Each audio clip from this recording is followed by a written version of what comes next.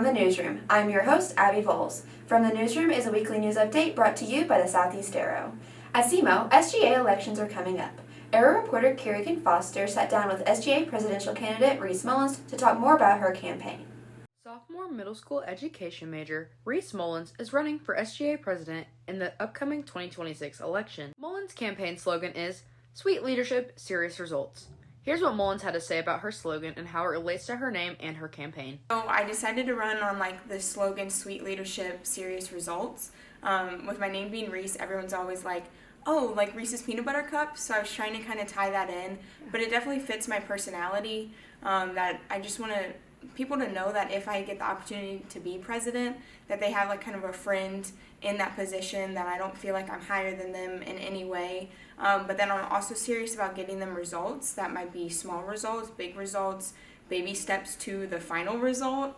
Mullins is running on several different ideas, including more artwork at River Campus that includes art students, similar mural ideas by Parker Field, and working towards fixing the shuttle situation. Mullins discussed both her on and off-campus involvement and how that relates to her presidential campaign. I'm part of the Public Relations Committee as well for 2 years, and then the Attendance Committee as well. So that's kind of my experience in student government, but I was in student council in high school.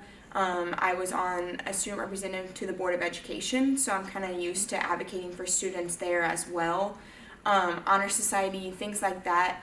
I was the president of my student council in high school, and that kind of led me to being a counselor at our camp at the state level, and now an intern for them as well.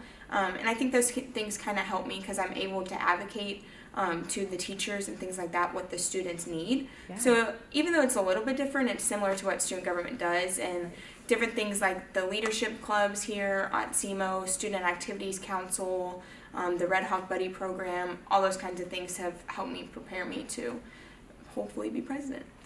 Mullins discussed how she's open to personally meeting with students to help figure out problems they may have. She even said if there's an answer needing to be found, she will find it for them.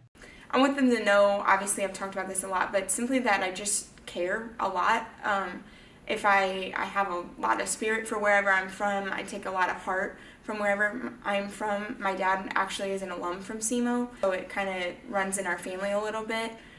So I want people to know that I care, that, again, they can come to me with any question and I'll help them. No question's a silly question. I want them to know that I have experience and a lot of opportunities, but I also want them to know that with this title, if I had the opportunity to get it, it doesn't mean that I'm any better than anybody else.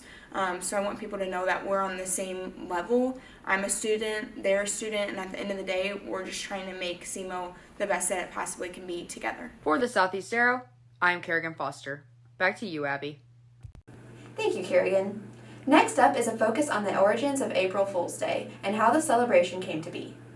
April Fool's Day is celebrated every year on April 1st, with pranks and jokes. But how did this holiday get its start? According to History.com, some speculate that the holiday dates back to when France switched from the Julian to the Gregorian calendar in 1582.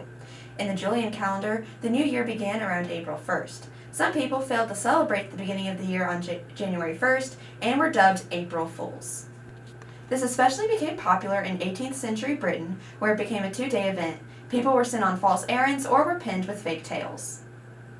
In modern times, people have gone to great lengths to prank others. In 1992, NPR ran a piece where Richard Nixon said he was running for president, but it was an actor. The tradition continues to this day. If you want to read more about the history of April Fool's Day, read Emma Chandler's story on our website, southeastarrow.com. For the Southeast Arrow, I'm Abby Volz. Arrow reporter Wyatt Sherwin gives a report on the parking situation at SEMO.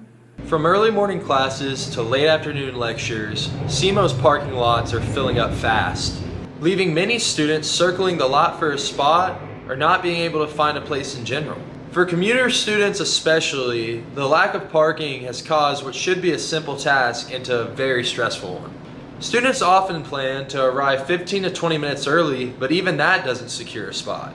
As a result, many are forced to park far away, causing them to arrive late to their classes. This issue tends to spike mid-morning and early afternoon, when class schedules overlap and traffic is at its highest. While design lots and permits are in place, demand continues to outweigh the amount of spaces in the busiest parts of the day. For students at SEMO, parking isn't just an inconvenience. It's becoming part of the daily challenge to get to class on time.